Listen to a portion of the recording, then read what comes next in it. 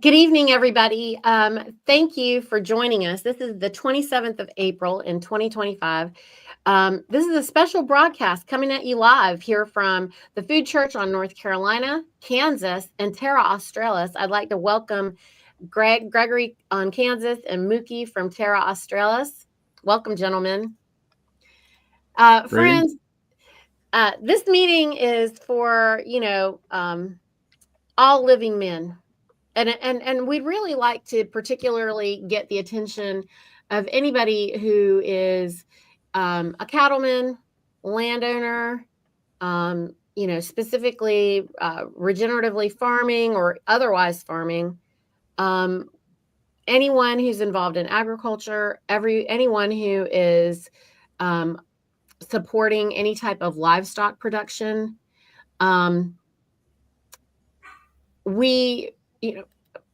All the living men that are landowners. Did I cover everything, kind of, Gregory, Mookie? Yeah, I think so. Yeah.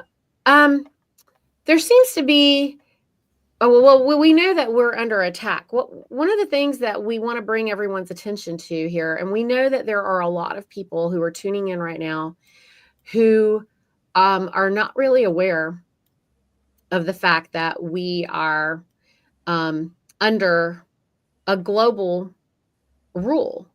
And so what we want to bring everyone's attention to is that these conversations are revolving around the fact that all man-made laws created to control other men are in fact the creation of man, and therefore can't stand over any living man.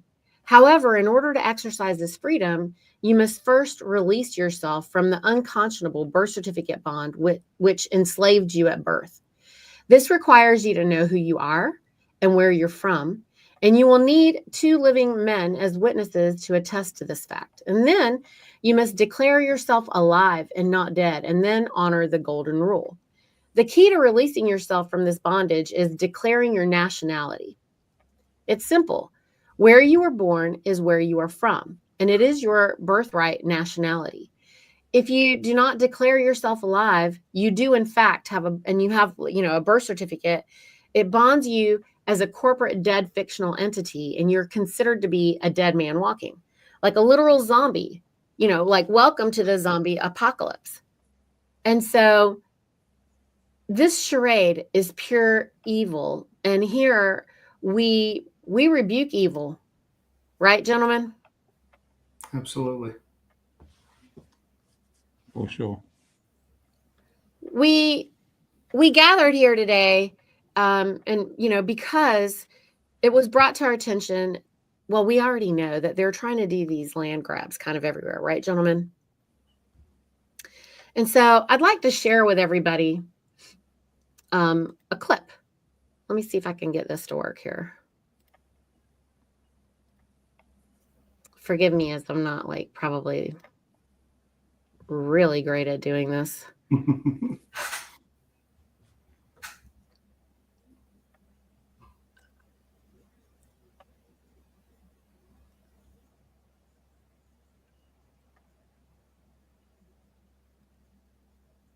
really not great at doing this.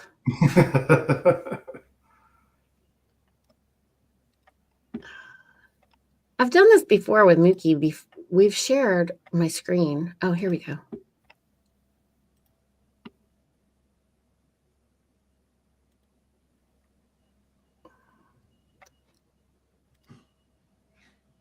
Oh dear. Okay. I feel like about the time I jump in, I feel like about the time I jump in to talk, you'll have it going. Oh, we lost her, so maybe that's good.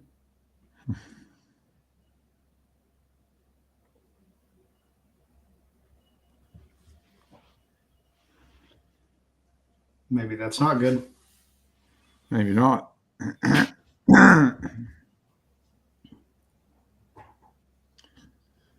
So whereabouts are you, Greg? Oh, so I'm on Kansas, eastern Kansas. Okay. Yep. I guess, yeah, so I'm on the East Coast, about midway up in on the Sunshine Coast.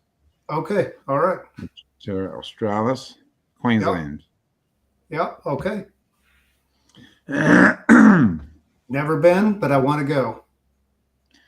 Yeah, it'd be much nicer on the other side of all this, I do believe. Yeah. Yeah. It'll be interesting because I'm looking at starting to travel this year.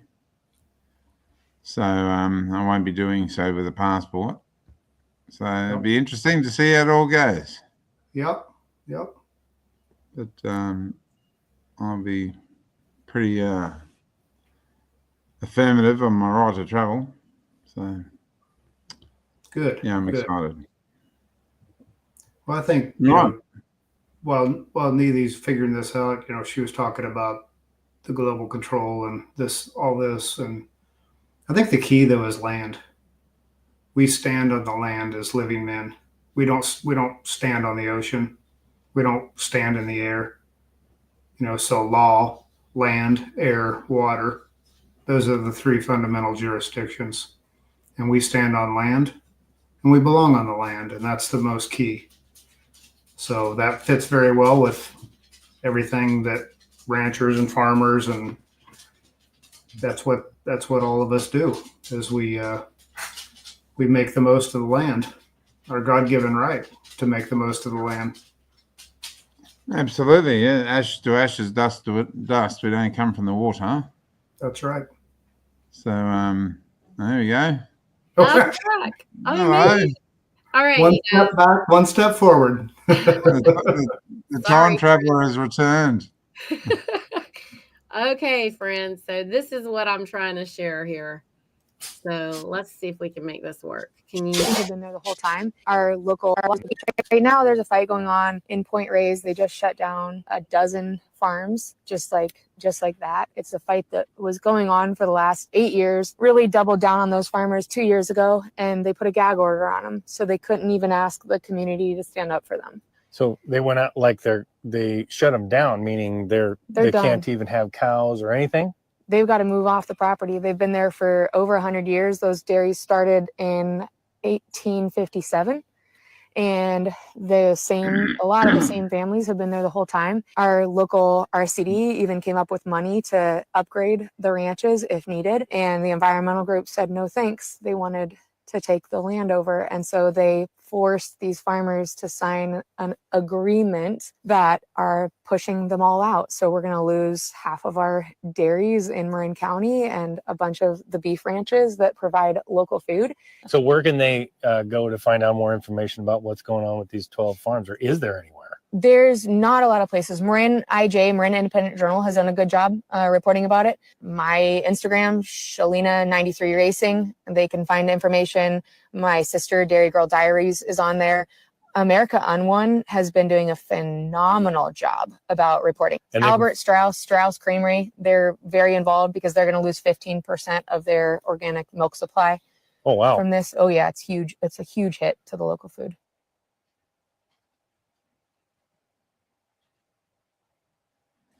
All right, gentlemen. So when we see these kind of things happening, I think that we know that, as declared living men, we have already, unbound ourselves. And we know that we have superior concurrent general jurisdiction in all the realms. Did you hear how she said that these are people who have been on the land since the 1800s? Here on America, which means that they were here before the corporations, before we were usurped. Well, not before all the corporations, but before we were usurped.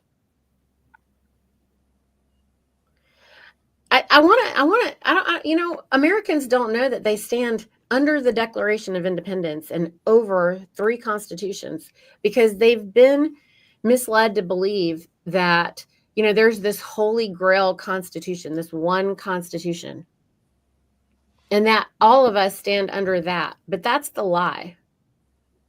We've been tricked, friends. How many people out there realize that every American state is actually a nation state? Gregory, when you speak to people out there in Kansas, do any of the farmers that you talk to know this? Nope, very few. They don't know that they're Kansans, right? Correct. It's the secret. You know, it's the secret that's had the veil thrown over it. I always talk about this. You know, when I was 7 years old, then I was in school, and everybody at that time, all the other girls, you know, they're mean in school, you know, and they would say, "Hey, are you white or black? Are you white or black?" And I would just look at them and say, "I'm not white or black. I'm Indian." And they would say, "No, you got to be white or black. You got to pick one." And I'm like, "No, you don't. You're picked white or black because you don't know where you're from." So, Mookie, on Australia, do people think about nationality? I mean, gentlemen, do you feel, I don't feel like I meet people in the street who know the difference between nationality, ethnicity, and, you know, race, or, you know. All right. Citizenship. Allow me to share a story, a recent story. So we just had Anzac Day here, which was to remember our fallen, our military fallen. And we had a group of state nationals come together from all up and down the east coast of Terra Australis and meet in a place called Ravenswood. And the local pub there is being it's owned by a Regan Bay State National. The pub's Regan Bay, and the town itself is the largest gold mining town in Queensland, or in Queensland. So it's rather special. It's like apart from a very active mine, the town itself is almost a ghost town. All it's missing is the tumbleweeds going down the main street. However, if you keep an eye on gold of late, you'll see it's going through the roof. During its heyday, this tiny little town had 48 pubs. It was a big mining town, massive mining town. Now there's 3 pubs. Out of the 3 pubs, there's only 2 in operation.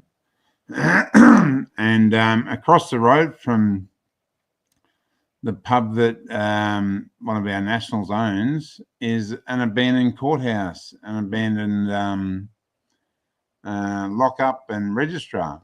So these are all the assets that Anna has held in trust for us through the lien process, and has done since 2014.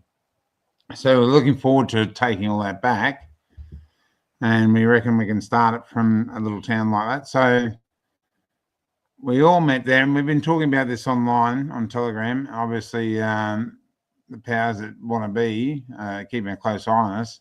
So the people holding the dawn service got a phone call warning them that there'd be 30 non-Australians having their own dawn service in Ravenswood. So that was a heads up, and obviously the guy running the show is a tiny little town, so he rang the publican and he said, "Oh, that's a load of old bollocks," and explained the situation. However, the reality is we are now non-Australian. We really are. We've left the Australia Corporation. Australia means Norfolk Island, Christmas Island, Cocos Island, Keeley Island, includes no further territory. Well, that's nothing to do with me.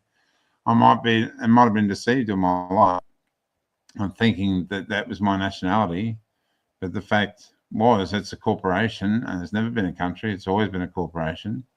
It's just been passed on from one corporation to the next this entire time, and they never had a right to access the land. Not like the Americans, where you guys had a kinetic battle shoulder to shoulder with the Indians to fight the Redcoats to defend the land and soil.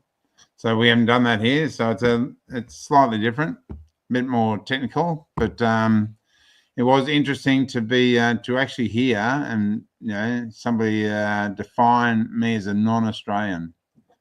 I thought, well, somewhat mixed feelings, but yes, I feel proud of that. Yeah, great. I'm no longer recognised as part of that corporation, and I am recognised as a living man of another jurisdiction. That's all I wanted. Of a better jurisdiction, a much better jurisdiction. So, yeah, there you go.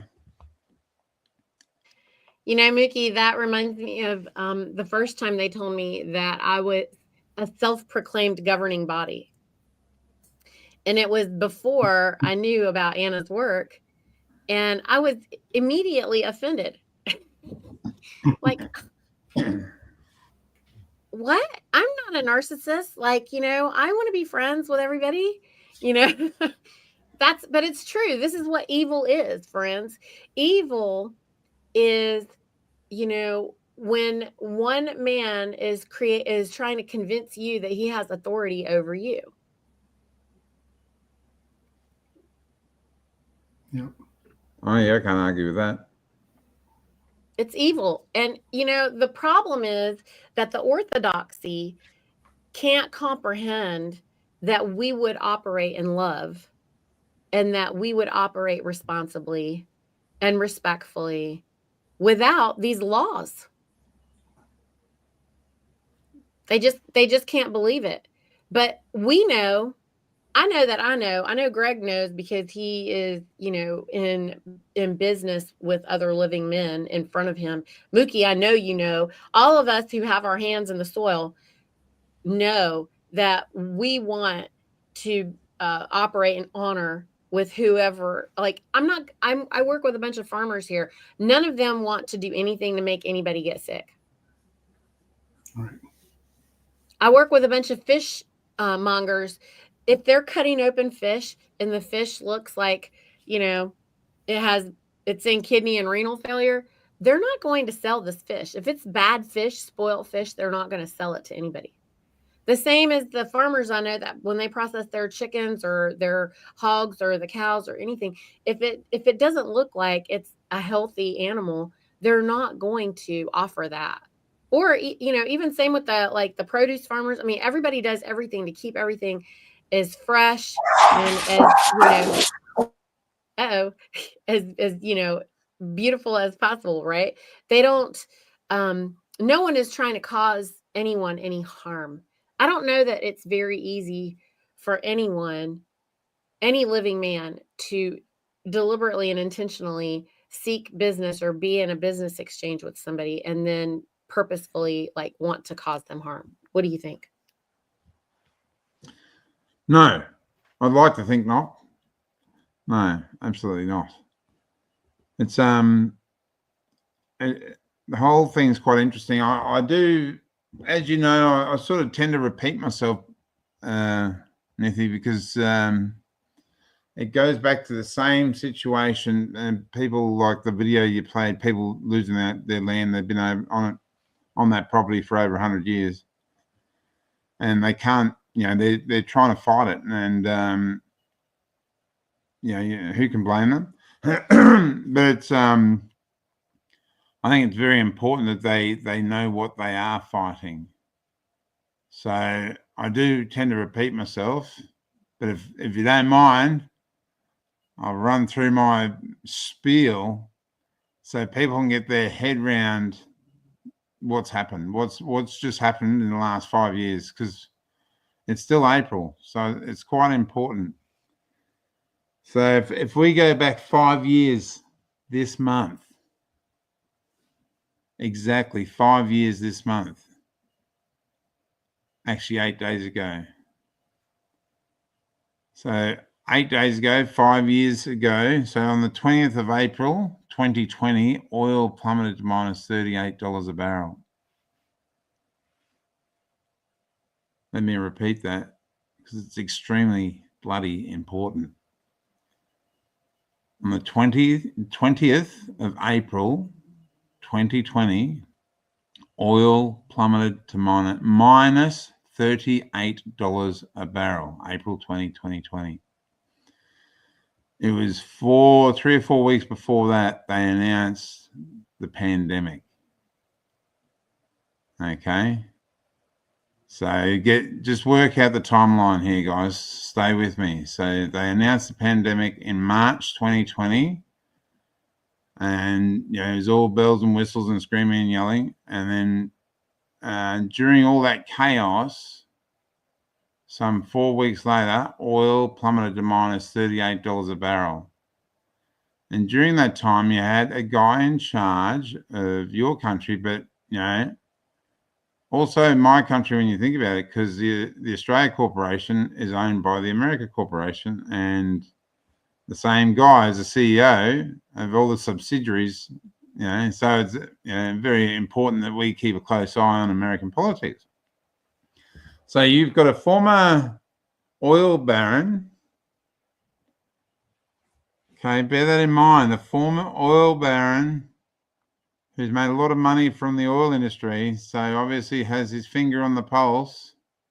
A former oil baron in charge of the America Corporation, or US Inc., at a time when oil plummets to minus $38 a barrel.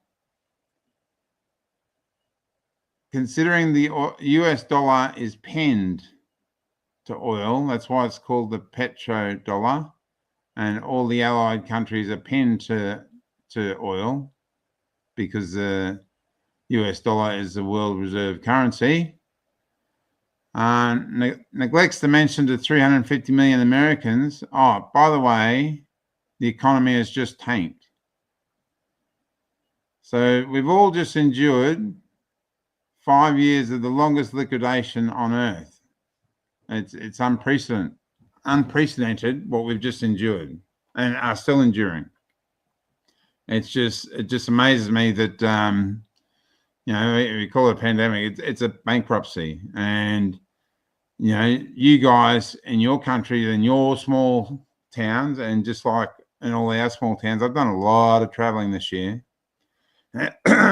Empty shop after empty shop after empty shop after empty shop after empty shop.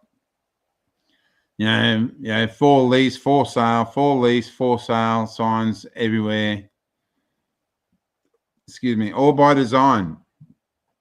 All by design. So, 33 trillion national debt at the time. So I'm painting a picture for everyone. Back 5 years, because this is the time to be painting it. April, exactly 5 years ago. Okay, oil plummets to minus $38 a barrel. There's a $33 trillion debt. It's up to about 38. I don't know, 39, something like that now.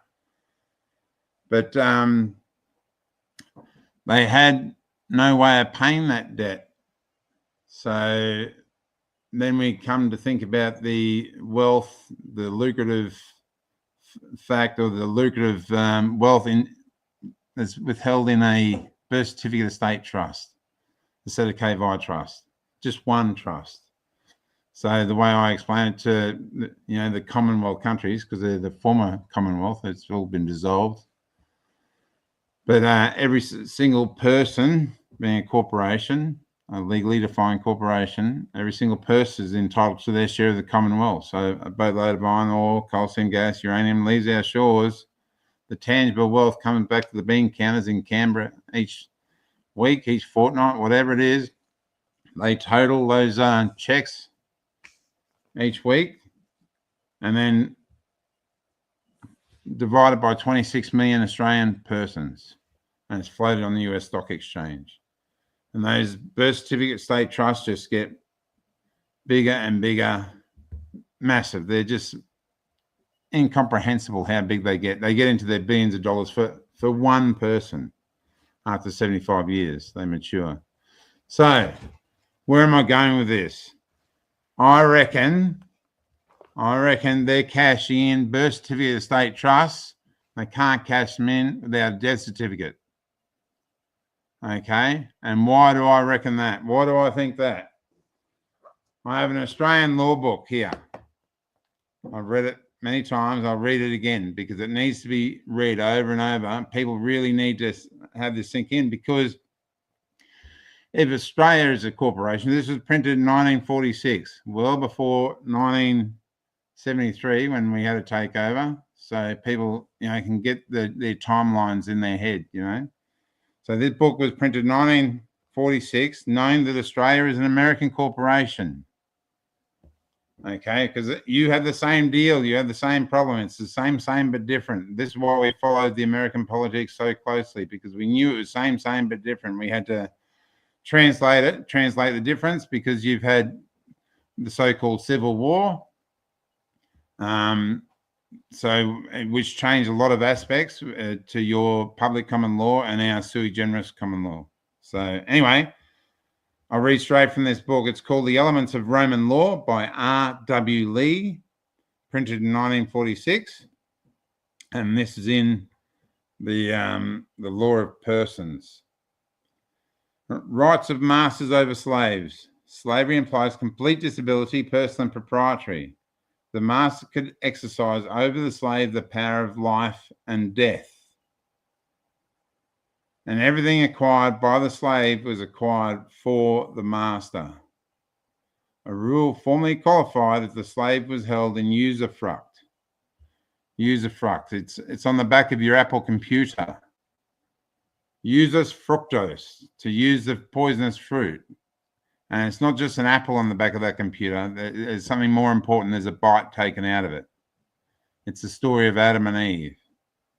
It's the story of Snow White, the poisonous fruit. They tell us over and over and over. The symbology of usufruct is everywhere. It really is. If you haven't got your head around usufruct, quite literally, it's very, very important that everyone gets their head around usufruct. So important. In fact, I'm going to read that paragraph again quickly, if you don't mind. Rights of masters over slaves. Slavery implied complete disability, personal and proprietary. The master could exercise over the slave the power of life and death. And everything acquired by the slave was acquired for the master. A rule formerly qualified if the slave is held in usufruct. And the most precious possession a slave could ever give their master is a child, because they're worth billions of dollars. The potential, they're worth billions of dollars. When Rome began to extend her conquests outside of Italy and to engage in distant wars, there's a vast increase in the slave population. It was practiced to allow slaves to deal with their peculium as their own and to purchase their freedom. They were sometimes highly educated men who held important positions in the economic world or made their mark in literature, art, or science. Was the Roman slave a thing or a person? The answer is he was both. He could be owned, and as such was a res, R-E-S. So res is Latin, and it means thing. It's an abbreviation of the word resident. So if you're defining yourself as a resident, you're defining yourself as a thing belonging to the corporation. But he was a human being, which legally means monster. Hue of man is not a man. Hue of man means monster. But he was a human being, and as such was a person. So if you go back to the Bible makes it very clear. James 2:9, for it's a sin to respect persons. Romans 2:11, for there is no respect of persons with God. Long story short, if you're using the birth certificate to identify yourself, you are legally defined as a person. You're eating the poisonous fruit, and you are legally defined as dead on paper. That's why they put the symbolism everywhere, like on the back of your computer with the bite taken out of it. The story of Adam and Eve, the story of Snow White, the whole lot. So it's all there. They had a $33 trillion debt, and they've been cashing in their assets, which are their persons.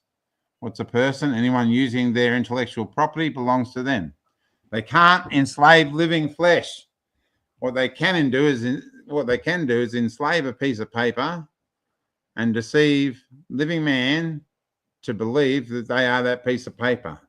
And they'll often say that a police officer will say, point to a picture on a plastic card with driver's license written on it. And they'll say, is that you? And you go, yeah, that's me. And boom, you're in contract. It's called adhesion contract. You're admitting to be their intellectual property. And that's how the trick works. So all the assets that we put in that birth certificate name from go to woe, everything, you think about it. You think about what you register through the course of your life. You're registering bank accounts. You're registering children. You're registering the birth of children. Children are born. Ships are birthed. You're registering them into schools. You're registering your automobiles. You're registering your homes. You're registering your businesses. Everything in your life, you register the eyeballs. Register means to give to the king. The red coats. To give away, to register, to give away. To give away. They're giving you liberty. They're not giving you freedom. It's not the Statue of Freedom, boys and girls. It's the Statue of Liberty. Your master's giving you liberty. That's why the Statue of Liberty is out on her own little island and not on mainland America. There's a good reason for that. There's a little laugh at the people from the Masonics, the Freemasons. However, from the French, who Anna even says they're not even nice.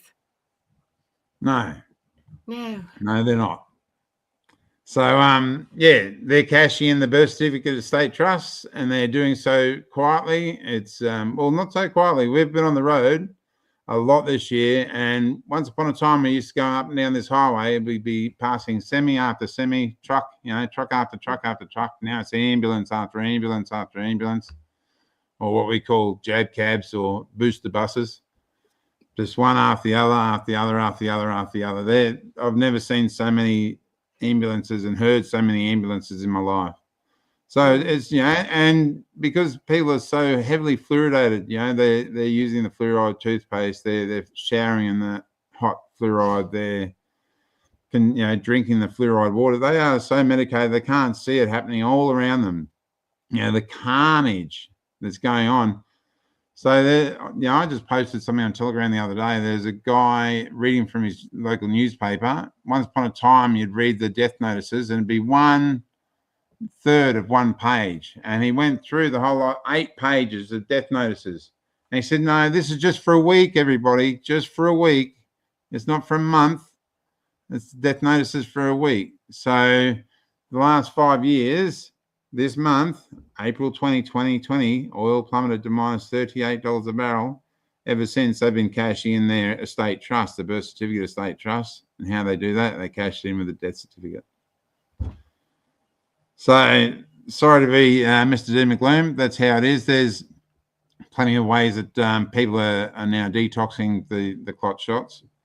That's another story. But that's how they're stealing the land. So basically, they've hocked it all to China because it's all registered. It's all in that all upper caps name, and it's also been bastardized in title case as well, because we're dealing with 2 mafias. We're dealing with the Roman municipal mafia, or governmental service providers that misaddress us in all caps, and we have the British territorial service providers that misaddress us in title case also. That's another story with the glosser and the excellent work that Eugene is doing over in America. Fantastic man he is. We're following him very closely and very grateful for the work the Americans have been doing. It's allowed us the leverage to work on. You guys are breaking the way through, so to speak. So anyway, there you go. That's all I have to say. Well, yeah, this is why how they're stealing the properties. So if you think about it, oil plummets to minus $38 a barrel a month after they declared the pandemic, and not only the businesses are shutting down. Look at all the homes. When we travel around, because everywhere I'm traveling, for sale signs everywhere on private properties, and some luxurious properties. And if you start looking at boats, people are burning boats down, luxurious boats. Boats are burning down in boatyards. There's a lot of insurance jobs happening because they're being hyperinflated, deliberately hyperinflated. And because they went bust 5 years ago and they're still holding the purse strings. The criminality is insane that they still manage to hold the purse strings shut 5 years later. So they want, it's quite obvious that they want to cash in as many of those birth certificate estate trusts with death certificate as possible. So, and they're doing so with the 5G towers. It's a given. They're doing it, and they can manipulate it, do one area at a time. So it's not all done simultaneously. So, that's where we're at. They cash in the estate trust, and in doing so, they want these properties. They're making they're terrifying people with the false claims and the misaddressed correspondence, and doing insane. If you don't pay, here's this insane amount extra, blah blah blah, of posts that shouldn't be opened anyway. That's why they put it in windowed envelopes. It's known as a window of opportunity, and the opportunity is for them to utter fraudulent posts through the mail. Anyway, so that they want to price people out of their own properties, even if they're unencumbered, because they're held in usufruct. It's all about using the poisonous fruit. It's everything in this life, this whole realm. They really tell us over and over and over again. It's about those birth certificate estate trusts, the poisonous fruit, usufruct. And with that, I'll step off my soapbox and yield. There's so much to say behind that.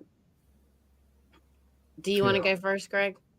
Yeah, I can jump in. I come from a little bit different angle on things and my journey in learning.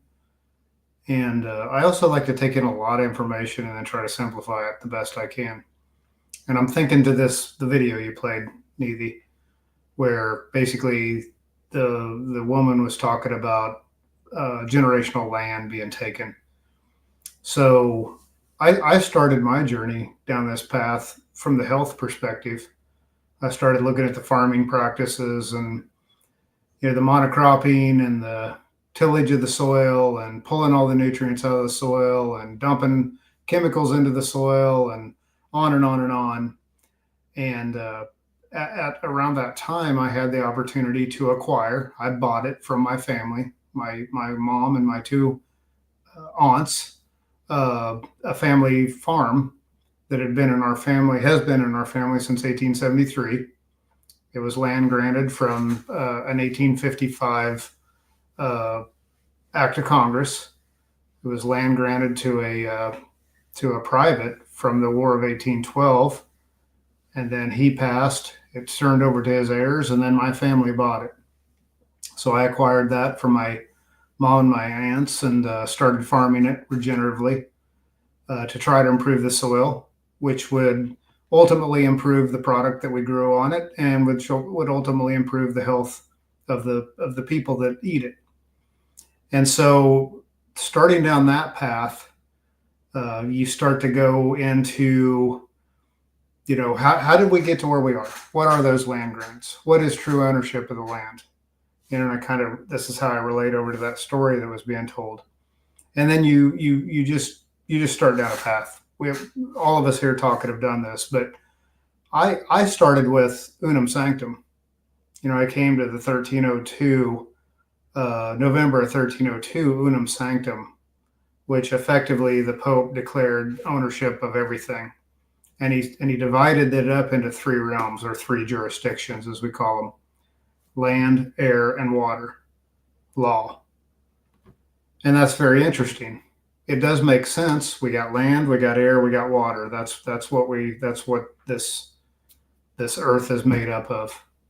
But if you really look into that and you say, okay, of the jurisdictions, don't think about all the complicated aspects of this. Just think very simply. What jurisdiction would you belong to as a living man or a living woman? Seems to me I would belong to land. I live on land. I walk on land.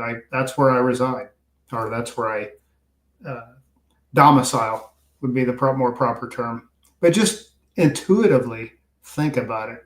It's land. That's my jurisdiction. So everything that Mookie was just talking about, pretty much everything he said there, they have us in jurisdictions, but it's not land. They have us lost to sea. The birth certificate. We're dead and lost at sea. Nobody can see us. Where are they? They're no longer around. The living man is no longer there. Or you're in the air jurisdiction, trusts. You're in that realm. But never do they have us standing firmly on the land. So I always simplify it and come back to that and think, okay, let's roll back everything and go back to the basis. We're born, as you said, Mookie, on the land, and you stand up on the land. You live on the land. You live from the land. We were told to do that in Genesis, right? We have dominion over that.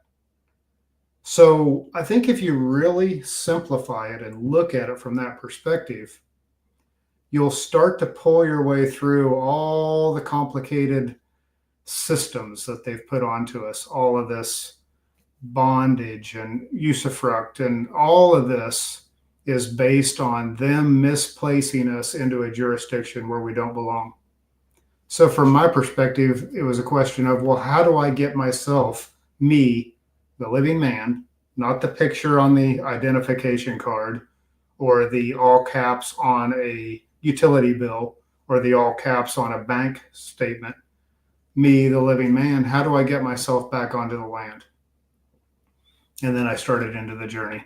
And I'm still on the journey, of course.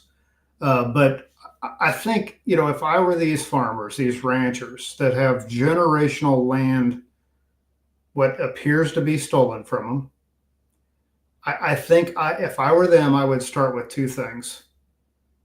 Figure out who you are and figure out where you stand. And if you just simply figure those two things out, you'll start yourself down a long journey. And it's a complicated journey. I'm not going to lie. It is a complicated journey. But if you know who you are and know where you stand, it's a journey that you can take. And ultimately, it gets you to a place where you have true ownership of that land that you stand on. It's yours in your jurisdiction where you belong, on the land jurisdiction. Now, you got to start to learn. You got to open up your mind. You got to listen to people like Mookie and Nevi and many, many other people out there that are teaching this. And that's what I'm doing. But I will say, in doing that and going through all that process, there's a big relief. There's a big simple understand or comprehension. We got to watch all these words, right? Spelling. There's just a lot to it, but there's a simpleness that comes out of it. And for me, to go to my land and stand on it, there's a peace that comes from that. I'm on my land. I don't have to register it for anything. I don't have to ask for permission. I don't have to register it. Isn't that asking for permission? That's something immoral, to do something immoral or otherwise illegal. Which legal versus lawful, there's all these words, and I think that it gets overwhelming to people that have never been exposed to this, and it is overwhelming. But start simple. Just start really, really simple. If you own your land, truly own your land, should you have to ask for permission to do something that's going to help your fellow man? Makes no sense whatsoever to me. Not at all. So you don't need to. That's the bottom line. Now they lead you to believe that you do, and they put systems in place, and they have the petrodollar, the Federal Reserve note, the US dollar. What's the difference there? They have bank accounts. They have mortgages. What's the word? What's the meaning of mortgage? Neither you're the expert in all this. You can put it up there, but it's not good. Mortgage is not a good thing. So they have all these control systems. They tell farmers what they can plant, what they can't plant, when they can plant it. Obviously, they dictate the price of it, like the minus $38 a barrel oil. Obviously manipulated. In what world would that not be manipulated? So they manipulate the price of all the commodities. So they control every aspect of the system. There's no, that isn't needed. That isn't needed. We got to get back to the simple. We got to get back to the simplicity of, if I grow a product on my land or raise an animal on my land, and I can market that to my fellow man and fellow woman, and they purchase it from me, that's all it needs to be. And if I don't market a good product and they don't purchase it, I go out of business. I mean, there's no guarantee in this, but you shouldn't have to be told what you can and can't do, because isn't it real simple? Cause no harm. You know, it's a real simple thing. Here we go. So you're putting up some quotes there. But that's the perspective I come from, and I'm on that journey now to learn, you know, how to have true ownership of the land. Which, first of all, who am I? You know, I'm not the all caps person. I'm not a monster. I'm not an enlegius. All these other words. I'm a living man. It's just that simple. I'm not that thing on the ID. That's a picture. That's a representation. That's a persona of me.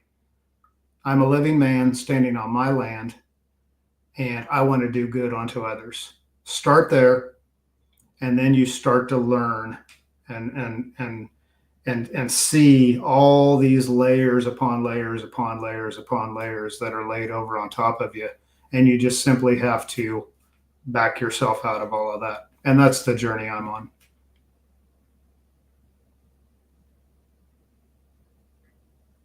Which I do love to learn all of this.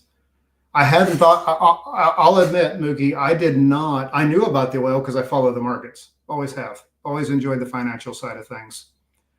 But I didn't put, I remember when oil hit minus 38. I remember exactly.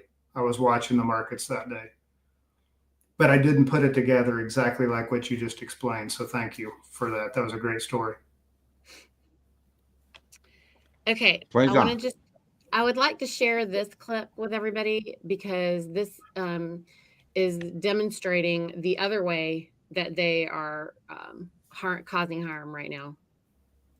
Today's Tuesday, March 12th. I'm here in Wooddale, Illinois at this abandoned neighborhood. There's 65 abandoned houses, and I've been talking to people here for quite some time now. Just finished talking to the fire department here. In about a week, they're going to start burning down some of the homes. Right now, most of the homes still have power, and I want to get everything as intact as possible. And right up here, let me show you guys something.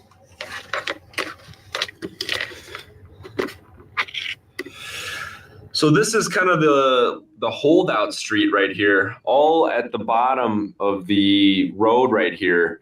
These people are still staying in this neighborhood, but most of the other homes are abandoned.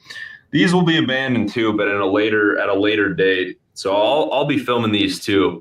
But the guy right there, I know pretty well with the big house. I'll explain more about that. But yeah, let's get into the Explorer. Let's just start filming. So all these homes are lived in. We'll eventually get to talking to some of these folks. But right here, you can see they're already doing work. This is going by pretty quick. So we're just gonna get into it.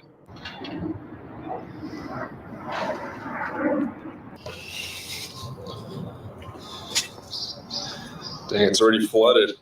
So I was gonna check this house out right here, but clearly some of these are marked with asbestos abatement. They don't want people in there.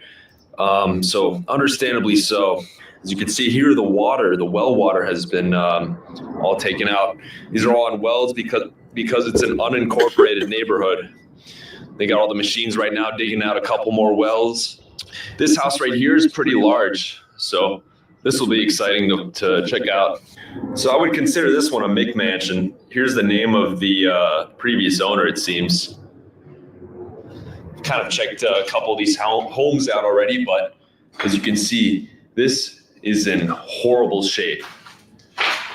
I mean, it decayed so badly, and it's only been a month. As you can see, I mean, it's like a newer house, and it's already fallen apart. Here's kind of the living room here. Looks like the fire department's going to burn this house down. I just talked to them. They got a shovel here. Oh man, who did this? Some kids probably did this. Great. All right, real quick. This is fascinating. It's completely filled with mold, yet all the lights are working in this house. Actually, look, oh, it's not being drained. Yep, it's still flooded. But yeah, look at this. The power's on and and this house is like covered in mold.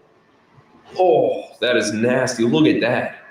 We're not gonna stay here down too long, but just want to show you guys. This is kind of a surreal look. You know, you don't see abandoned houses with power on still and flooded basements. Crazy how it's like this. And I just noticed the houses are being stripped. There was literally a kitchen here. It's gone now. So we got to be quick with this explore. Today was a good time. Hopefully everything's not totally stripped. So there was a party that went on here a week ago, and I had to go to Canada, but I'm back now. And I tried to scare all the kids away because they weren't supposed to. So I don't want to go through the whole video. This is happening all across the 50 states. That particular neighborhood was not one of the best neighborhoods, but it's also happening with mansions. It's also happening, you know, in these other areas where they're being forced out with industrialization. So there's some of that going on. It is basically they're trying to do land grabs everywhere. And what we need Americans to know, and everybody, well, look, oh, Mookie's back. Great. So Mookie, can you help us explain that on America, we fought the War of Independence. We stand under the Declaration of Independence, and it is our Declaration of Independence that gives how is this translated in Australia, for example? I know you guys have been working with Anna for more than 12 years, right? At this point, where she's been explaining this. But our forefathers didn't just come here to free themselves. They came here to free all living men. Is there something you can say to that effect? Yeah, it's we've all been deceived. So we're all familiar with the terms, all roads lead to Rome. Rome wasn't built in a day. When in Rome, do what the Romans do. Well, it's laughing in our faces because they're actively building it. So the US Inc., Australia, Canada, India, China, South Africa, Russia, they're all Unidroit corporations. They're all Vatican Unidroit corporations. So when you see the stage and the performance in the theater, Russia, bad guy, America, good guy, and all this sort of stuff, it's just a big act. The whole thing is one big show. And they're pulling it off with grammatical fraud. It's all done with grammatical fraud. So you guys, you won the kinetic battle in 1776, and within a decade you usurped with Freemasons and your various groups and the unions. If you start doing a bit of research on Anna's website about what the unions were up to during that time, they're quite active in usurping all anything honourable. So we've all got to make sure that doesn't happen again. As you say, you guys are struggling with infiltrators. I dare say we'll have the same. Every country will have the same. The Freemasons will try and do the same thing. So we must be aware of their modus operandi and be very vigilant. And it really comes down to grammatical fraud. It's Anything in all caps, it's called glossa. So anything in all caps, it's called glossa, and glossa is legally defined as a poisonous gloss that it was a poisonous gloss that corrupts the essence of the text, quote unquote. So, when you're looking at a windowed envelope, either the name will be in all caps or the suburb will be in all caps. Something will be in all caps. Okay, so when it's in all caps, it's called glossa or dog Latin. And if you look up the legal definition of dog Latin, it's to paraphrase, it's a bastardized Latin used similar to English, used on the English grammatical scale to deceive illiterate persons. So that's where we're at. That's how they've done it, and they do it with very similar name deceptions. So every time they go bankrupt, they'll shut one down. For example, the United States of America, all capital T, to the United States of America, lowercase t, or to the US, or to the US of A. So they've been doing it for 160 years or more, a lot more. The Justinian deception has been traced back at least 1,600 years. And we've just discovered the Hospital of Tears over on our shores. Our researcher, Darren, has discovered the Hospital of Tears handbook with the, of all things, the Maltese cross on the front cover. And the Hospital of Tears handbook was produced in 1099 to 1310. So Gregory was just talking about the Unum Sanctum, the claiming of everything, in 1302. So it's quite interesting when you start shaping the timelines. So the Hospital of Tears handbook was printed 1099 to 1310, or 1310, sorry. And it clearly states, so we've been posting copies of the pages in Telegram, and it clearly states that basically the hospitals are hostile foreign religious military. That's why they're run by surgeon generals. That's why nurses take a doctor's orders. This is why if you're sick of being patient while they practice, you need to get a discharge.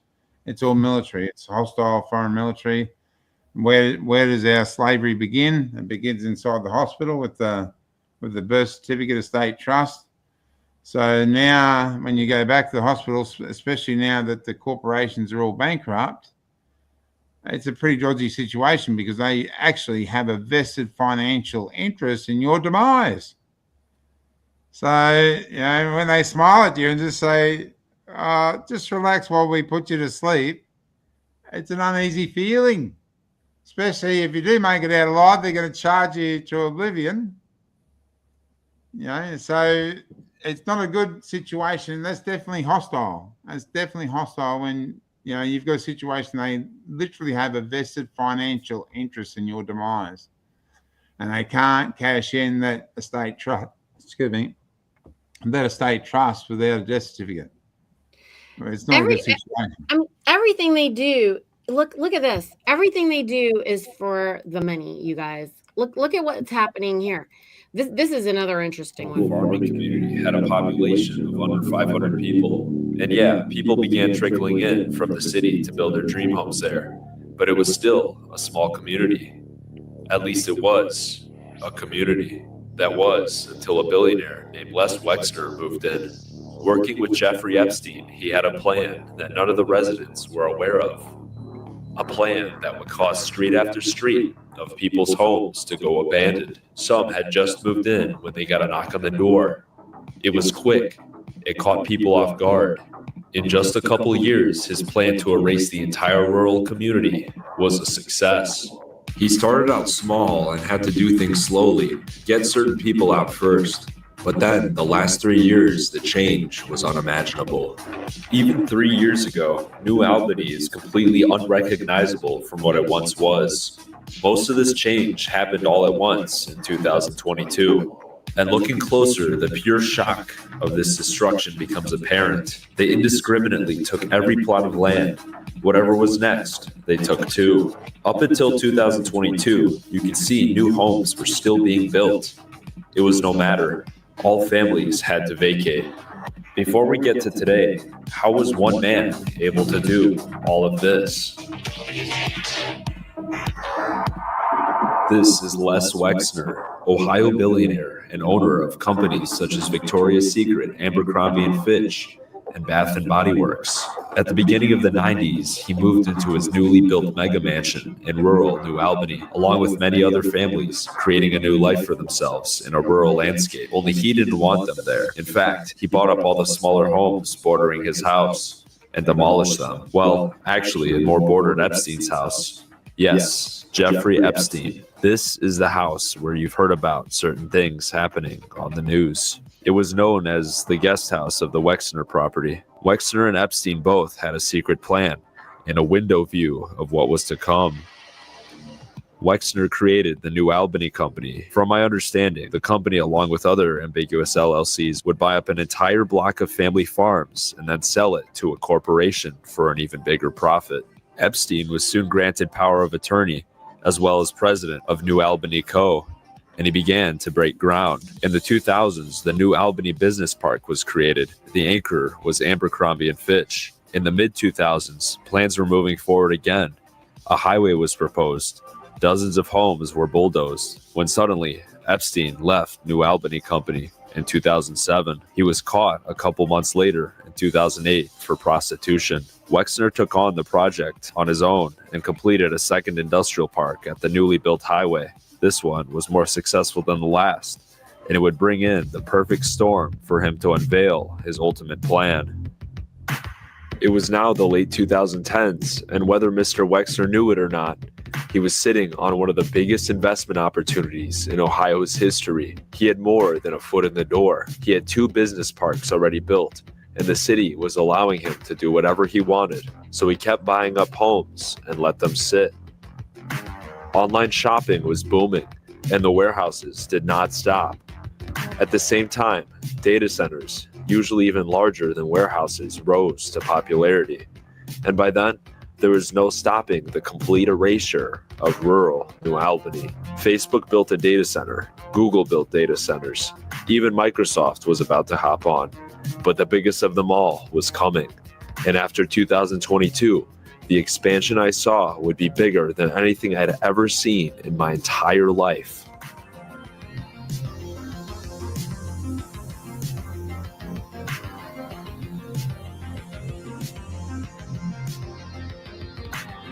If you travel 20 miles east of Columbus, Ohio, you'll find 1,000 empty acres of land.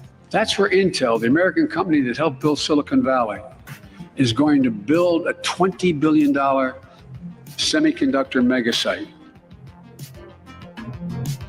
It was only 2022 when the news finally picked up on what was happening to people here over the past couple years. And for them, it was not empty acres of land as described by former President Joe Biden. It wasn't just Intel, a chip manufacturing facility. In all different directions, New Albany Company was buying up homes every single day. Even today, it feels like there's no end in sight, but many of the families who were vocal about the opposition have been bought out. Today, the stark contrast between rural and industrial is obvious, but only a few years ago, nobody knew they would have to abandon their homes. Nobody has been forced to sell, but having a towering industrial park on all sides of your house when you've moved out here for country views a couple years ago is not the better option here.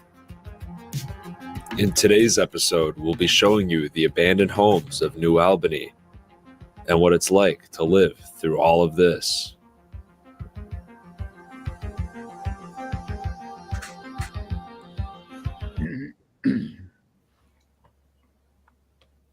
You're muted, Evie. Oh, sorry. I'm not going to bore everybody with the whole thing, but you're getting the picture. Big tech, this is what they're doing. They're buying up all the land. there's all this pressure. So when we speak with the Cattlemen's Association or just any of these men, do you see what they're up against here? I mean, why are they going to listen to little old me or anybody who's saying, hey, do you know your nationality? Like, or we start trying to explain to them, but they don't comprehend how much power we have. I'm not sure how to compete with this, in regarding our gravitas, because we need to get hold of all of the farms. We need to look at, did you see what those mansions were?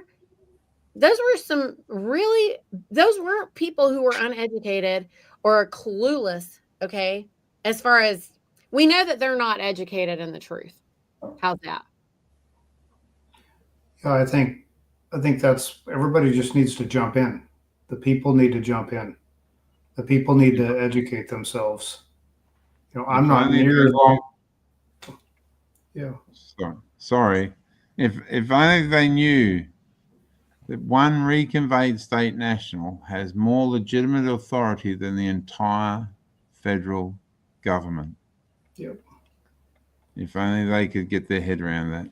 I yield. Well, and the 38 trillion you talked about, Mookie, that's not the national debt. That's our credit. And that's only a small piece of it. Absolutely. That's only a very small piece of it. Yeah. Because they have been having us pay with an IOU for real goods, real services, real intellectual property, and then it gets turned and turned and turned and turned and turned and turned. So 38 trillion, 37 trillion doesn't even touch it. And if people really comprehended that, you're right. The power is in the living man, living woman. It's that simple. But we need the people to realize that. Mm-hmm. We need the people.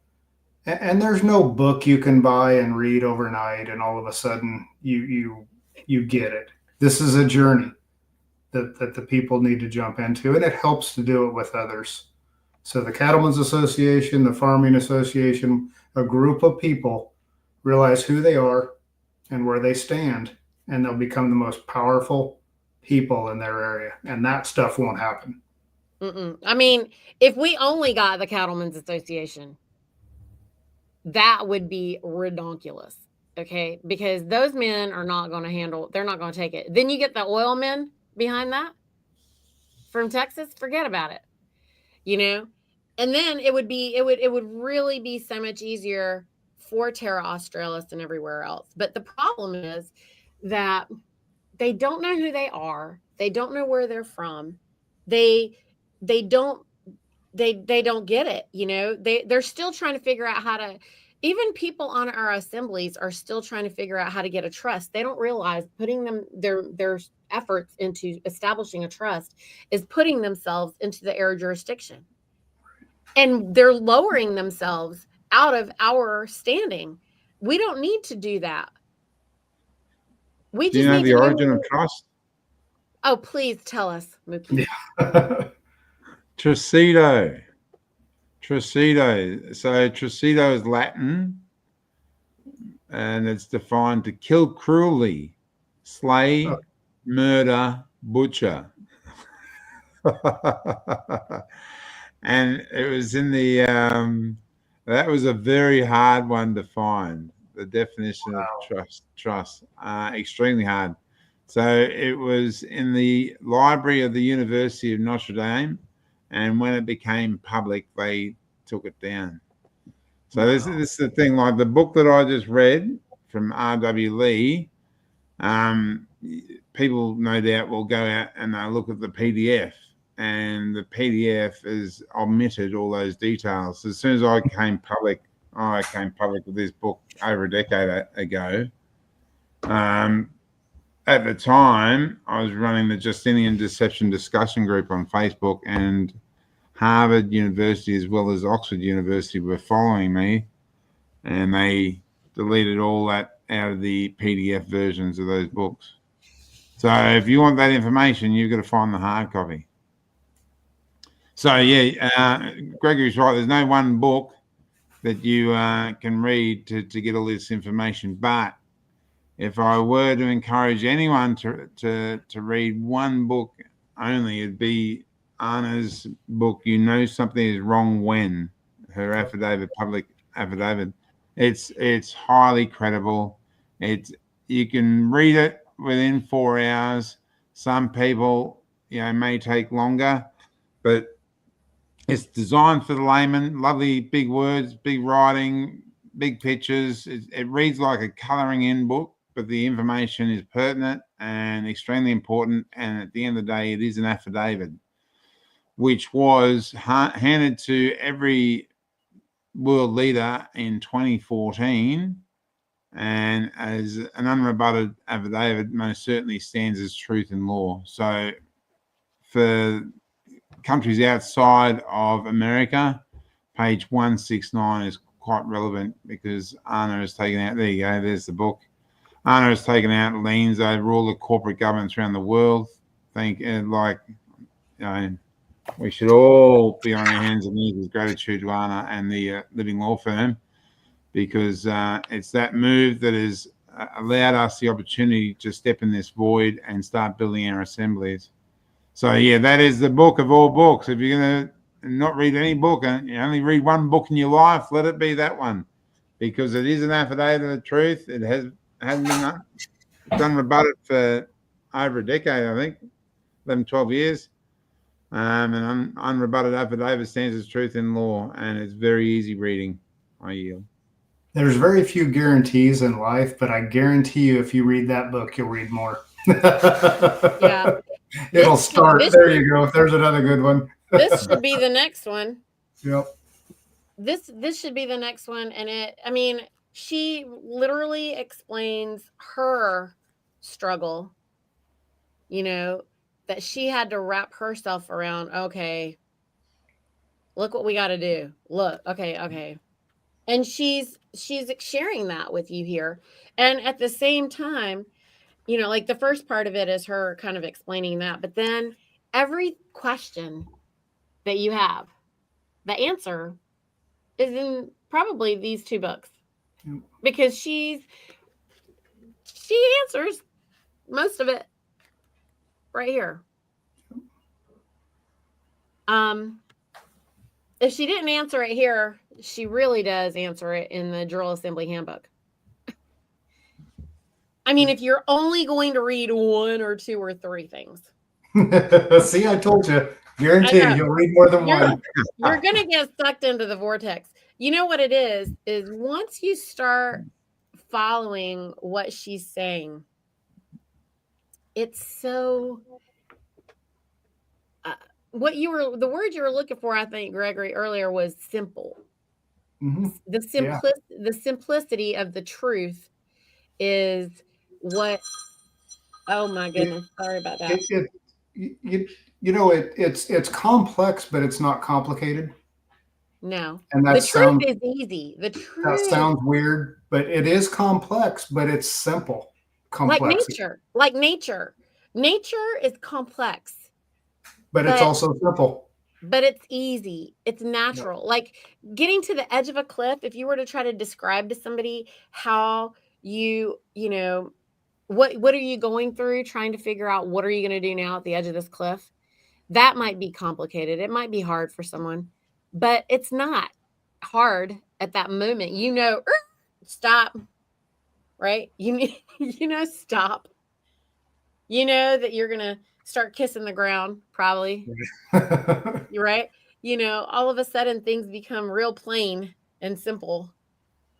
Don't want to go down, just right. Yep. So whenever you're dealing with reality, it's a lot easier than the convoluted chaos and confusion of this matrix of lies and immorality that they put on you. And they want everyone to believe it's just too hard. It's just too hard. Yeah. Mookie's over there raising the entire Terra Australis, okay? I'm not alone. There's some really good people over here. We're getting some unbelievable minds across the country. So it's no longer the Mookie and Judgy show, and it hasn't been for quite some time now. So we're very glad that people are picking up the torch of truth and shining a direction for, like, an honourable direction for us all to go. I've been, Judgy and I have been down all the rabbit holes, and we worked out what was wrong with each one of them, and we backed out, because the last thing we would ever consider in our entire life is to start a government. It's like, you've got to be kidding.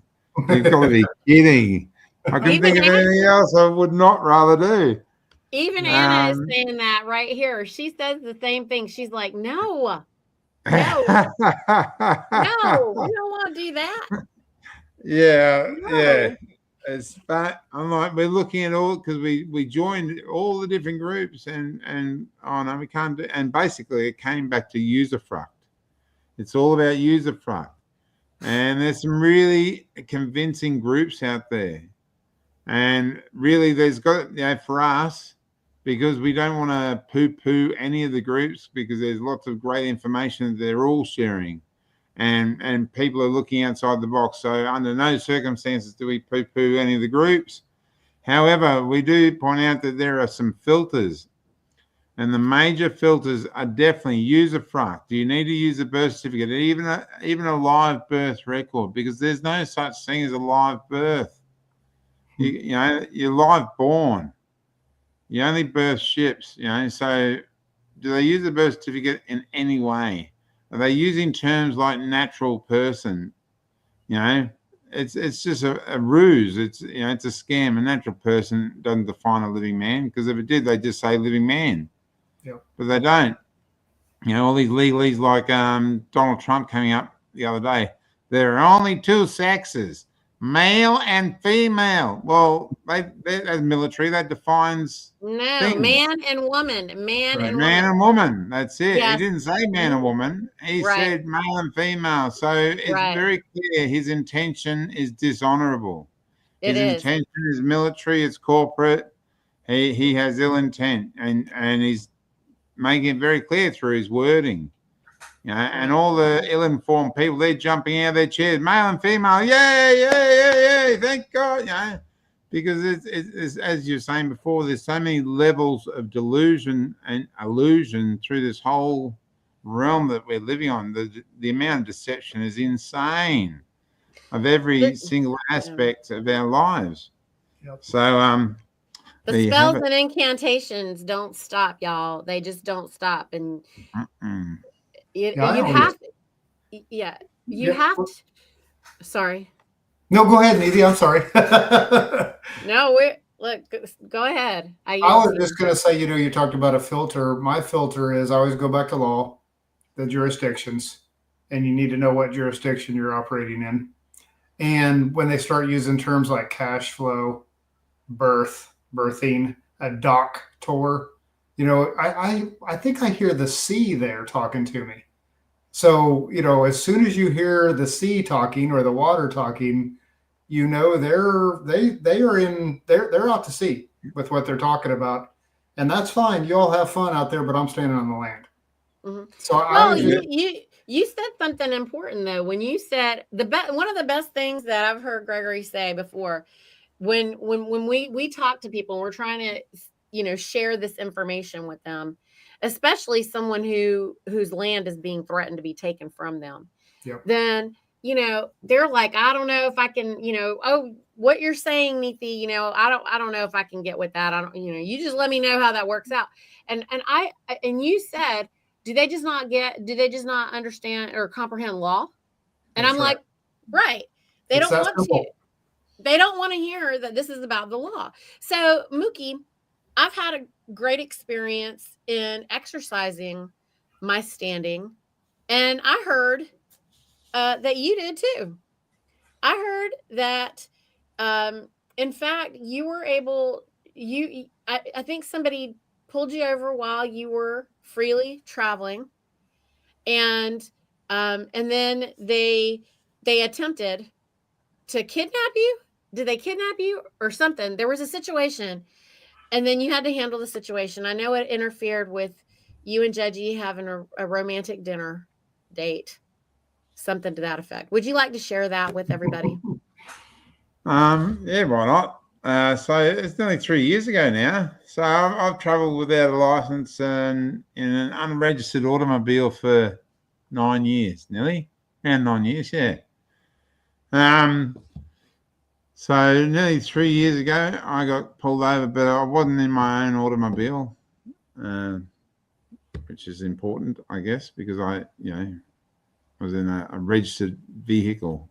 To be honest, it wasn't. It was a loan, which I don't loan automobiles now. I have my own automobile, and that's all I travel in. So yeah, I got kidnapped. It was all filmed. Taken back to the station, and they did the paperwork, and I got the paperwork, and I was processed and out immediately.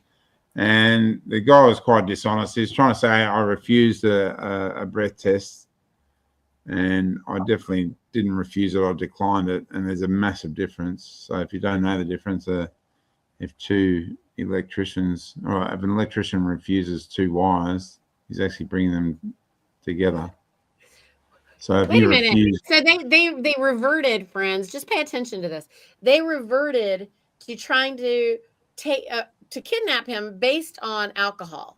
It always goes back to alcohol, firearms, or Tobacco.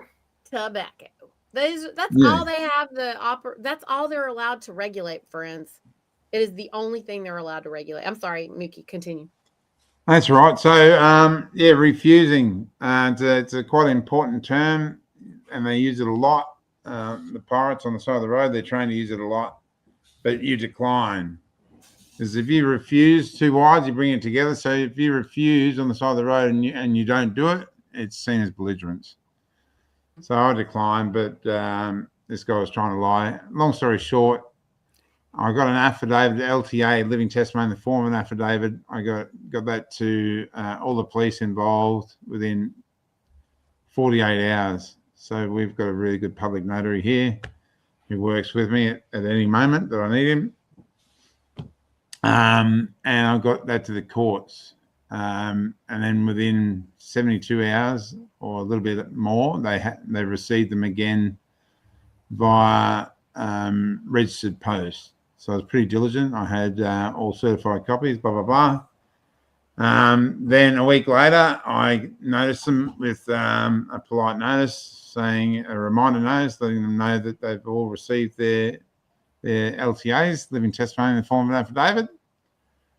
And I thought, surely that'll be enough. And sure enough, I checked the court proceedings for that day, and the trust was called to go to court. So I thought, oh, that's pretty keen, because in the affidavit, pointing out there's some serious crimes: personage, barratry, unlawful conversion, inland piracy, press ganging, which are together amount to capital crimes. It's slavery.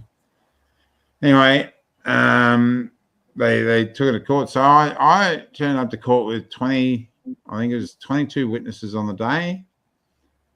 And I asked them to point to the person in question.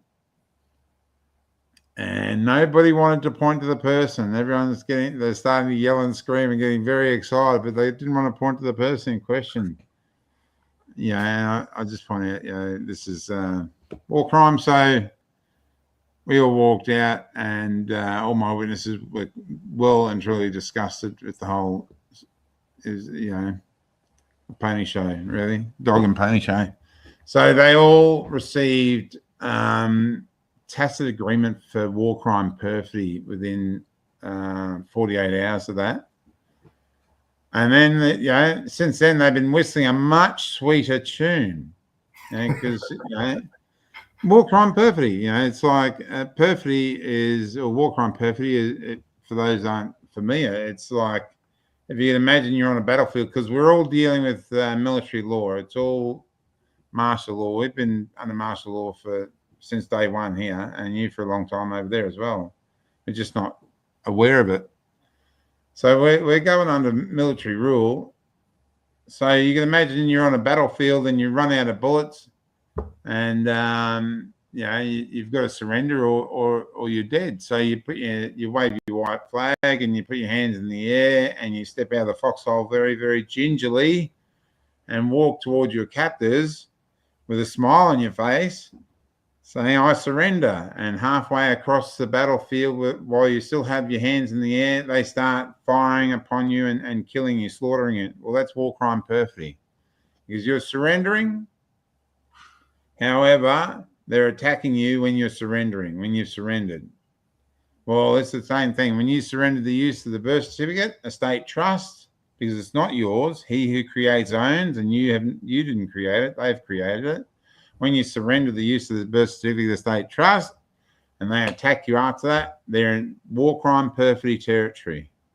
Wow. So they all got addressed with war crime perfidy.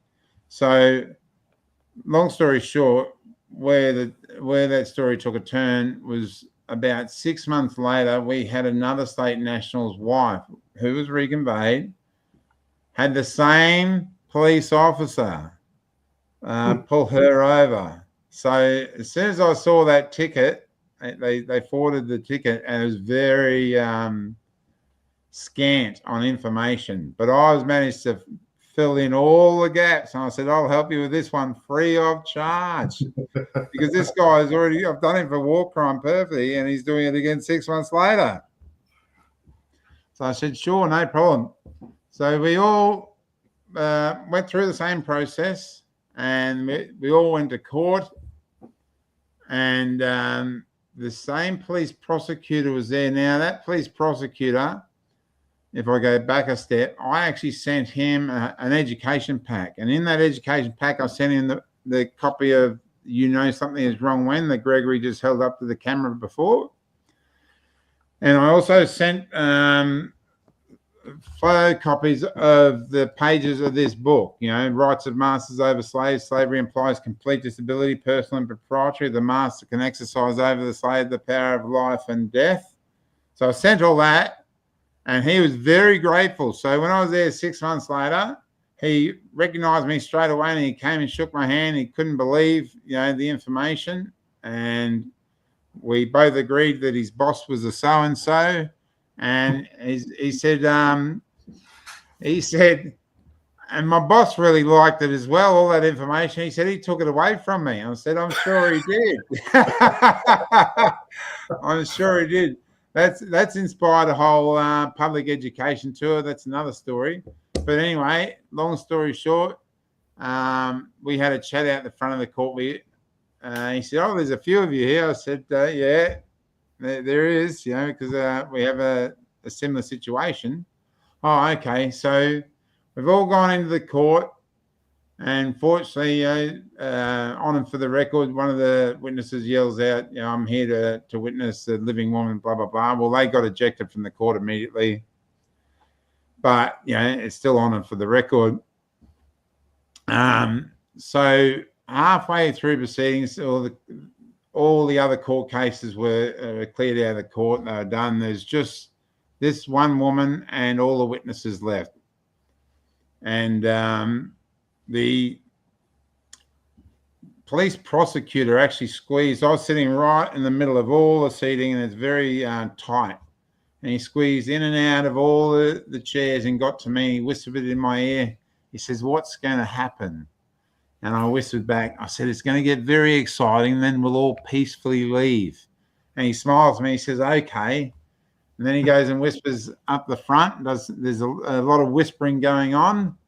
And the magistrate looks at everyone in the court, and she announces, "I'm going for a coffee." And that was that.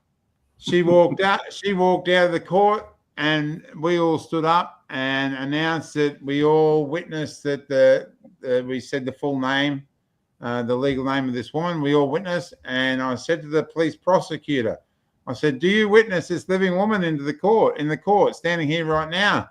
And he gave a big smile. He said, "Absolutely, I witnessed such and such," and repeated, "Yes, I witnessed this living woman in the court today." And we all walked out, and that was nearly, over 2 years ago as well. So, great outcome. And ever since, I've been traveling around. So in the last 12 months, I've done nearly 20,000 kilometers traveling around up and down around the country delivering newspapers. And I've had police follow me into cafes with their facial recognition cameras on their iPads and all the rest of it, and sighing heavily. When you're three big sighs, and my travel partner, just witnessing the whole thing, couldn't believe it, because we're parked right out front, and the cafe was right next to the police station. However, we're not living in fear, so we just it is what it is. And that automobile is most certainly not registered, and I'm most certainly not licensed. And I guess they finally put me on a do not detain list. So the moral of the story, or where does it all go, is you will be tested. Everyone will be tested at one stage or another, and it might all be seem like fire and brimstone at the time, because it's a very narrow gate. All roads really do lead to Rome, and it's a narrow gate of escape. So it's a very narrow path. I mean, like when you're walking in truth and in honor, it is a very narrow path, friends. And they are going to solicit you the entire way. They're not going to stop soliciting you. It's never going to be, oh, hey, Mookie, I know that you're a sovereign, and no, this is not how it's going to happen. It's going to be where they're continuing. I mean, they're either going to stay all the way away from you and be like, I think that's where I am now. Once you hit them, they realize there's real repercussions. You guys are actors, and you know you're actors, right? And you are enforcing statutes and acts. And I'm letting you know that I'm not an actor. No. I'm a living man. I'm not giving life to a person. I am a living man. And not enough in the with theater. Your BS. Not on I'm the stage. I'm not going to have it. And if you're going to force me and trying to intimidate me and drag me into your administrative courts, well, there are serious repercussions. You play stupid games, you'll win stupid prizes. So everyone won a capital crime prize. So, does that make me feel warm and fuzzy? No, it doesn't. But I did my due process. You were warned. It's notice to agents, notice to principal, notice to principals, notice to agent. Okay, I've done my due diligence. Now you do yours. And if you're going to drag me through these sorts of processes, and especially when I'm taking my wife to dinner, there's going to be some awards, and you win first prize. And since then, they give us a wide berth, and that's all we want. We do no harm. We live our life, and we just want to be left alone. That's right. But more has come to the table since then, from the Americans. So we can now start addressing, as a respondent in our collective, is the Solicitor General. Same with you guys. Yes. So Solicitor General, he does have to know land, air, water, all three jurisdictions. They are obliged to know all three. So their neck is on the chopping block once we add them to our list of respondents. I noticed in my traveling now, Mookie, they definitely know when I'm pushing back, and because I'm not consenting. I am unable to not consent in an airport. Think about what you just said. Mm-hmm. If you have two ropes, mm-hmm. yeah, and you knot them,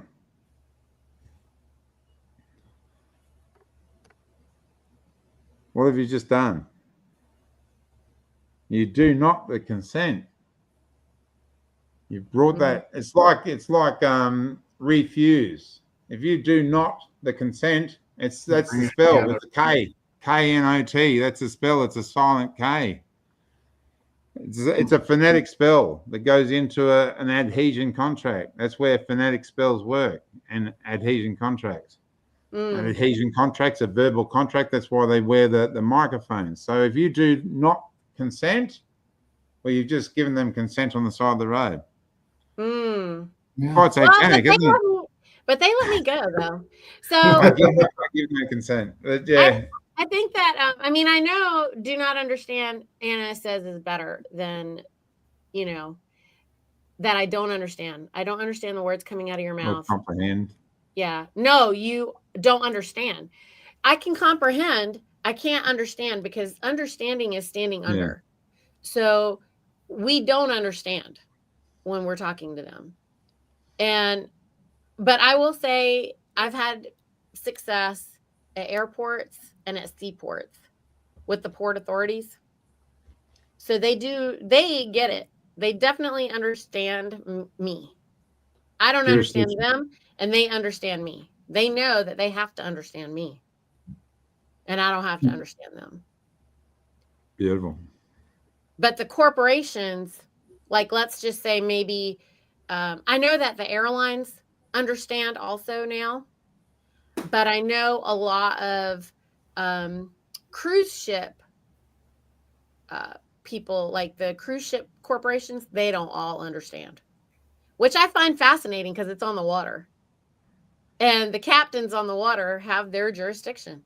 Yeah. But they don't comprehend that living men are still, we have superior, concurrent, general jurisdiction everywhere in all the realms. So this is something that's very important for all of us to really know. You know, it's a wonderful feeling traveling around and not getting butterflies when you pass police. Yes. Not having any concern, not being concerned in the slightest. It's a lovely feeling. It is. Really is. I'm there now. I get it, and it feels good. My 21-year-old has gained his confidence. He thought he was going to go to jail like 5 times, and he would call me on the phone. Oh my God, Mom! Blah, blah, blah. You know, we were talking about what's happening, and you know, I'm on the phone. But now he's like, they didn't take me to jail. I was like, they're not going to touch you. It's all smoke and mirrors, folks. It's all smoke and mirrors.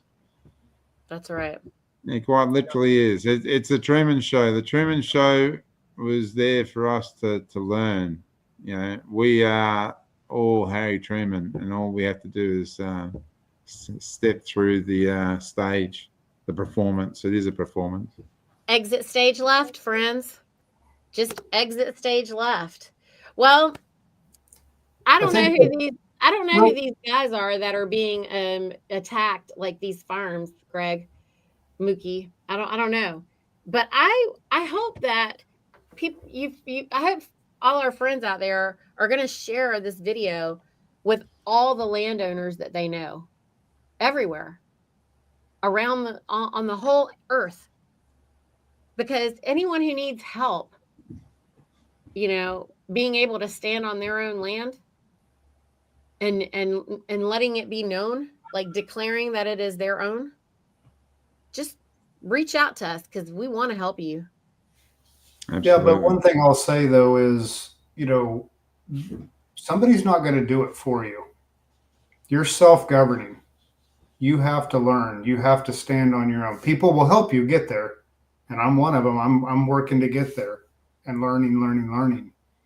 But just like you, Mookie, nobody got you out of your situation. You self-governed.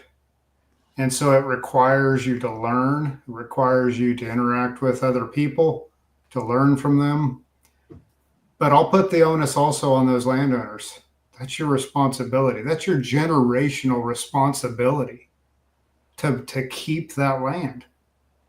You know, don't expect somebody to ride up on a white horse and save it for you. Do it yourself. It's that simple.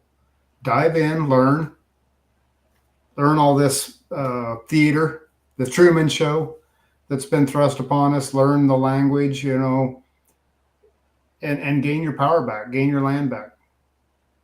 It's worth it, I would say. your great grandkids will appreciate it. That's for sure.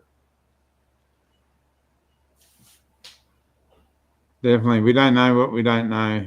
And this system is quite deceptive. As it turns out, we don't know quite a lot. That's right. And it's all about, like Anna and Terry, they're regularly telling us, we should be trying to do at least an hour a day of research. And if you're busy, try and set yourself up with audio books so you can listen to it on the way to work and during your lunch breaks and on the way home. It's so important because the more you learn, the less busy you'll become. Because the reason why you're busy is you're a busy slave and you are paying debts and bills. It's called peonage. You are paying debts and bills that you shouldn't be paying. They're there from before you were even born. So the more you make the extra efforts to do your research and learn your true standing, the easier your life will become. We really are. We're products of our own knowledge. Your rights and along with your knowledge, where your knowledge ends. The more knowledge you have, the more rights you'll have, because then they're certainly not going to educate the people on getting their knowledge returned, because an ignorant populace is very easy to govern. Yep. I don't think I need 80 million statutes to raise a beef on my land and sell it to my neighbor. I don't know what the count is, but it's a lot. There's a lot of paper out there that people are following for no reason.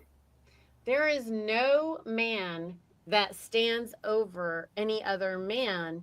However, if you have not declared and unbound yourself from the birth certificate fraud, then you are, papered up as a dual citizen, and you're not able to claim your nationality. The same thing with people in prison. They can't put anyone with a nationality in prison. Yep. I mean, unless it's for murder. Unless there's how about victimless crimes? Let's just say that. There you go. Victimless crime. Yep.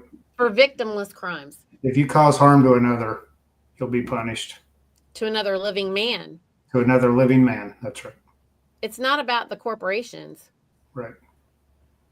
It isn't about you violating the corporation. Right. It's about you causing harm to another living man or another life, let's just say. So we have to really these are basic fundamental truths. I don't know. I hope something that we've said has shaken some of you out there. I find that one of the best ways to open your mind up a little bit more also is the My Lunch Break videos on YouTube.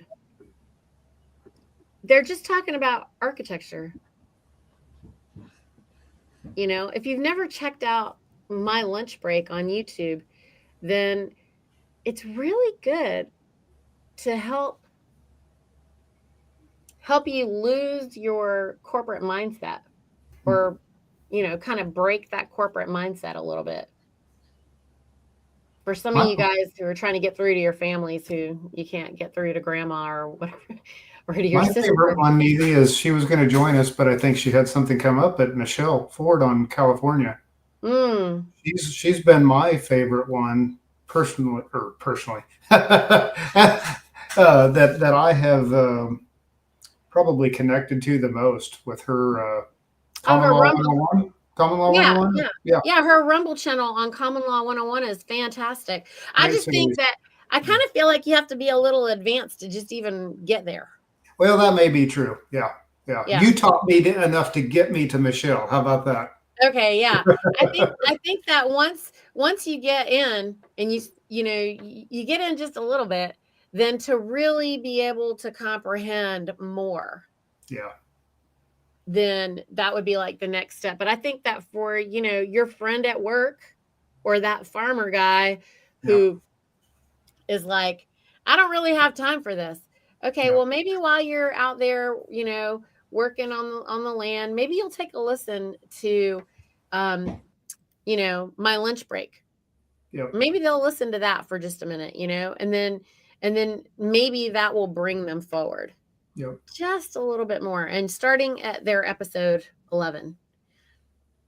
It's like Mookie said, though, it is correct, because you may not have time now, but the more you learn of the truth, the less time you'll spend on the untruth, and it'll just gradually shift over, because you don't need to be worried about how to register for this and register for that, and what the statutes say and what the acts say, and or just and all taxes. of that, or just taxes. I mean, yeah.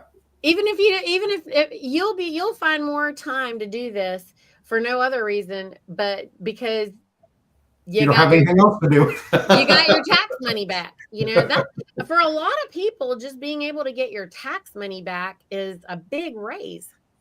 Yeah. Or not paying in the first place. Exactly. Right. Well, that's what I mean. Like, you have to be a little bit strategic with this, friends. Okay. Because a lot of people get upset about this. They're just like, you don't understand what I have to do. And I'm like, I do understand what you don't have to do. So, but like, when you find out about this, if you're finding out about it and it's like later in the year and you want to maybe get your money back, okay, then I get it. Okay. Go ahead and file. And get get everything that you can out and get as much of it as you can get back.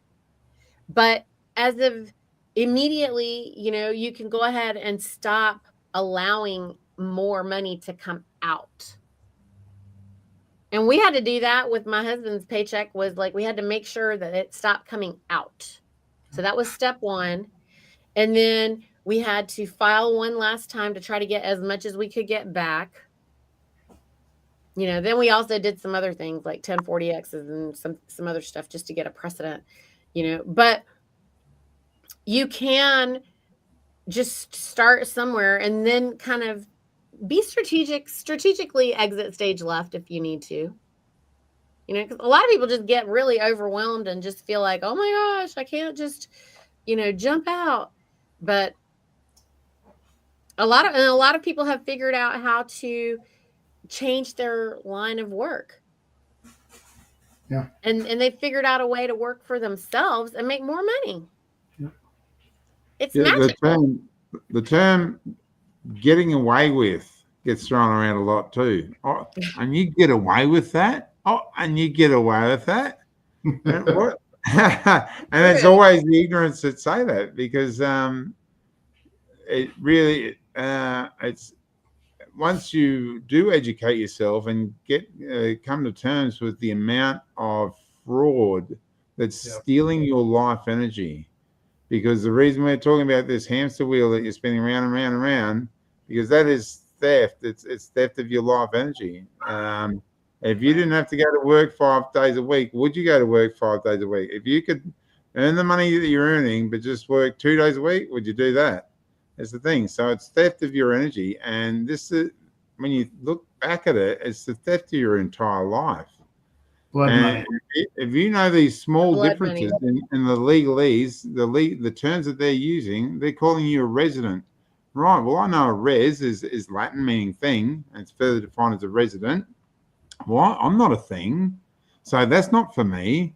So you can discard that contract, and you can always turn around and say, well, prove that I'm a thing. Res means thing. It's Latin meaning thing. Resident means thing. Prove that I'm a thing. They can't prove it. And they go quiet. It's like reading a contract, and you owe us this and you owe us that. Well, what's a you? Who is you? You is singular. So define you. Please define you. And you start asking these questions that they can't answer, because they are addressing an estate trust as well as the living man that's reading the letter. Mm-hmm. So it's your knowledge is imperative. For your freedom is imperative. It's like liberty, you know. How many people give me liberty or give me death? Well, how about give me freedom or give me death? And you can stick your liberty in your ear. You know, But and then they say, well, America, land of home of land the of the brave. free, home of the slave. Yeah, it's the home of the brave, but you have to have courage. What did Anna say? She's like, if you don't have courage, I don't even want to know you. Right. Well, the worst thing is, your job, they pay you with what? IOUs. Promises To pay. Promissory notes, IOUs. And then you pay that, it's like the whole thing is false to begin with. And they're getting your blood money. They're getting your knowledge, your time, your sweat effort. equity. Yep. That's a great series too that Anna did, was called Blood Money. It's a little advanced for people just getting started, but once you get a little into it, that's a really good one. Yeah. It's all about sweat equity. Yep. It really is. They are giving us promises for sweat equity. Yep. So they're getting something tangible. They're getting something tangible for a promise. Yep. And we buy a $500,000 house, and we pay it with 500,000 promises. Yep. But those promises are coming from lies, thieves, and cheats. So we made the last payment of $500,000. Do we own that house? No, we don't. Yep. That mortgage is not discharged. Yep. So this is why we reconvey our properties, so we can own them. Yep. Mm-hmm. All right, gentlemen, we're going on 2 hours, and I appreciate both of you so much. Mookie, thank you so much for joining us from all the whole other side of the planet. And we are so, we're just praise you. We're admiring the work that you guys are doing out there. Please give everybody all our praise and our love, and and we're doing the best we can over here also on America. And I really, really look forward to hearing from cattle ranchers, all the livestock producers out there, Farmers. all the farmers, all the landowners. I really wish we could get the attention of the Cattlemen's Association, because that would really be really so powerful across the landscape here, and that would help us give way more power to all living men around. Absolutely, because it's the rural folk that have the highest suicide rates. It is. Yes. It's the rural folk. They've been diminished and lied to and made to believe that they're so unworthy, but they're the most important ones. And they've given the most sweat equity. They've given the most. Cases. Yes. Yeah. It's all about sweat equity. Yep. It's all about sweat equity. Yeah. Yep. So I find it interesting. The sun is rising here with the camera view on Mookie, and it's on my east, and my sun's falling over here on the west. I'm trading with you. I'm glad you noticed. I'm getting it in my retina exactly where I need it. Perfect. Thanks, Stevie, for pulling us together. And Mookie, it was really great to meet you. Thank you so much for all the. Thank you very much, guys. And you have a great evening over there. Okay. All right, friends. We'll see you with Anna on Tuesday. Okay. See you Tuesday. Hey, Root.